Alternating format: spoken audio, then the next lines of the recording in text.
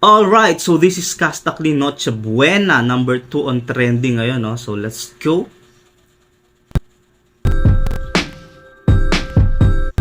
Castakli, Merry Christmas. Wala pang December, no? Pero advance na si Castakli para magamit na sa Christmas tong kanta niya, no?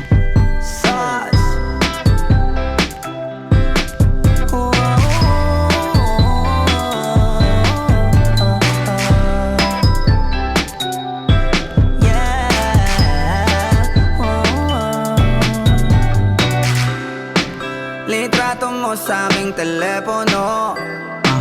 Tinitignan ko magdamagan. Ilang taon ko ng sikreto to.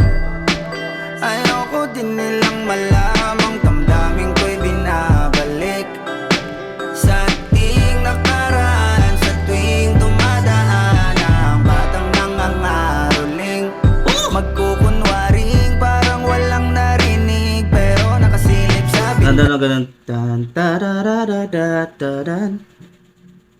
Da da da da da da da da da da da tan da da da da da da. Ang ganda ng batang nangangaroling.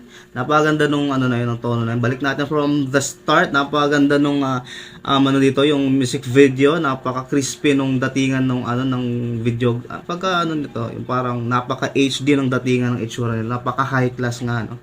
Alright, so let's go. So parang ginawa niya lang talaga to para ano, para hindi personal yung message, ano lang talaga for Christmas vibes. Trip ko din yung beat. Noche Buena.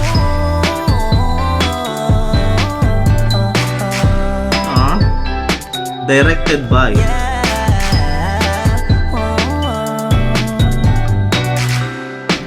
litrato mo sa aming telepono. Tinitignan ko magdamagan. Ilang taon ko ng sikreto to. Ayoko din nilang malamang damdamin ko'y binabalik sa ating nakaraan. Sa tuwing dumadaan ang batang nangangaroling, magkukunwaring parang walang narinig pero nakasilip sa bintana. Nakahawak ka sa aking braso tapos sabay tatawa. Sino yung babae? Sa mga masayang naalala. Ayokong buksan ang mga regalo kung wala ka. Wala ka, ayoko nang mag-imbita. Mas pipiliin kong... Okay, so alright man. Inilabutan ako doon ng konti, no? Wow man. Oh, this is the genius. Man, sinasabi ko, this is the genius of Castakli. Surface, sa tingin mo sa surface ng kanta niya, para lang siyang ano, parang as usual na song na parang bump, ano ka lang, mapapasayaw ka, na parang, yun yung mga strength ni Castakli, no? Pero, ang deep nung, ano, unang-una doon na rinig ko, sabi niya, naaalala niya yung ano, na parang, sobrang relatable din ng mensahe ng kanta na, naririnig na natin na nangangaroling yung mga bata, tapos magpapanggap tayo na wala tayo doon sa bahay, di ba? Kasi wala akong barya na pambigay sa bata. Pero dun sa loob nun na ayaw niya daw buksan yung mga regalo kasi wala ka. Parang parang naaalala niya yung mga sandali nung nandun ka pa. Na kasama niya siya. So, yung tinutukoy na dito na kung sino man to, pamilya man to o babae ba to, na nandun pa sa tabi niya nung mga unang Pasko. Pero ngayon wala na. No? Napaka-relatable. Yung double meaning ngayon, double side ng istorya is dito relatable na parang happy na Pasko. Sa kabilang banda, yung mga alaala na lamang yung binabalik tanaw niya dito. So napaka-deep ng kanta na to. Gusto ko din yung vibe, gusto ko yung music video dito. Napaka-brilliant ng pagkakagawa. Napakalinis. Narinig pero nakasilip sa bintana. Nakahawak ka sa aking braso tapos sabay tatawa. Isa yan sa mga masayang naalala. Wala na yung babae. Ayoko buksan ang mga regalo kung wala ka. Wala ka, ayoko nang mag-imbita. Mas pipiliin kong mag-noche buenang mag-isa. Man. Malabo naman kasing mapapunta kita. Hanggang ngayon hindi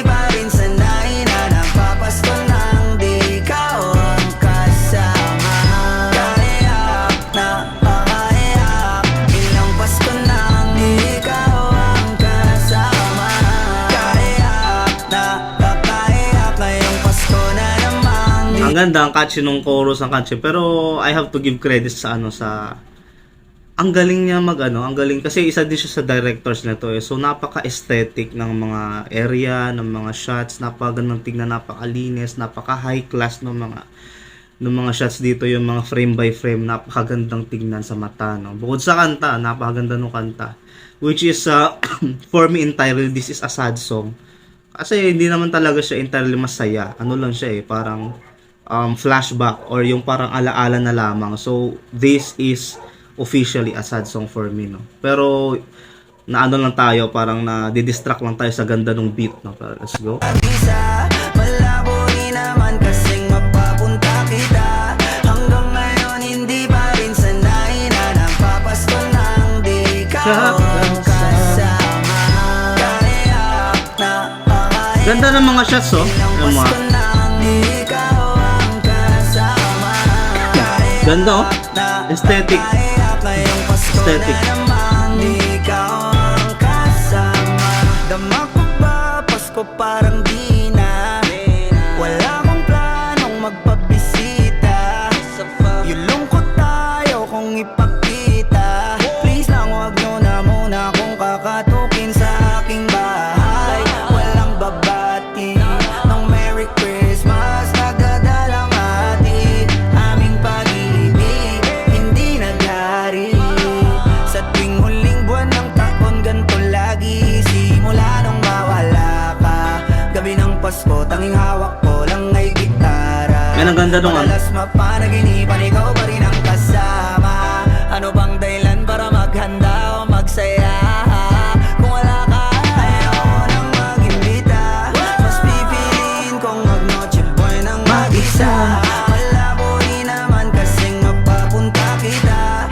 Hanggang ngayon hindi pa rin sanay na napapasko nang di ikaw ang kasama.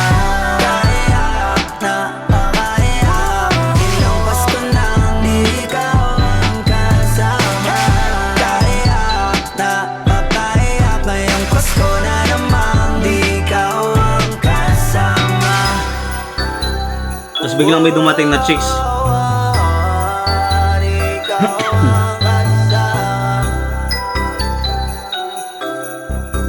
Pasko na namang di ikaw ang kasama. Mga tropa niya pala, no. Si John, si Flo G, tsaka sino ba to? Si Brando, Sir Brando. Merry Christmas. Wala bang shota si ngayon? Si Skastakli? Ano bang nangyari? Ang galing, no? Galing. Tingnan mo, pati yung cake pre, aesthetic pre, ang galing-galing talaga nila sa magantong bagay. O si Sir Brando nga, no? Tama. So, ang lupet, ang ganda nito. Alam mo, that's what I like about those kinds of songs na hindi lang siya rekta, alam mo yun, yung parang kasi ang dali ng ang dali ng sumulat ng kanta ngayon, kuha ka lang ng parang gawan mo lang ng parang medyo catchy na beat, parang gawan mo lang ng ganun, tapos may sasabihin ka lang na di kita kasama, wala ka sa ko, pero to make that kind of song na when you hear it, akala mo kung hindi mo siya napanood as a music video, tapos hindi mo siya pagtutuunan ng pansin, akala mo siya parang masayang kanta, yung parang joyful siya kasi nga Pasko, Noche Buena, naririnig mo yung beat, parang ang saya niya, pero on the other side, it is entirely a sad song. Kasi nga wala na yun alaala na lang, sinasabi ni Skastakli. And we are discussing here the content of the song, hindi naman yung personal experience na, pero I don't know, for me maganda yung kanta, catchy, napapanahon, that's it, that's the word for it. I don't know if this is personal, hindi ko naman makonect masyado kasi parang may shota naman si Skasta.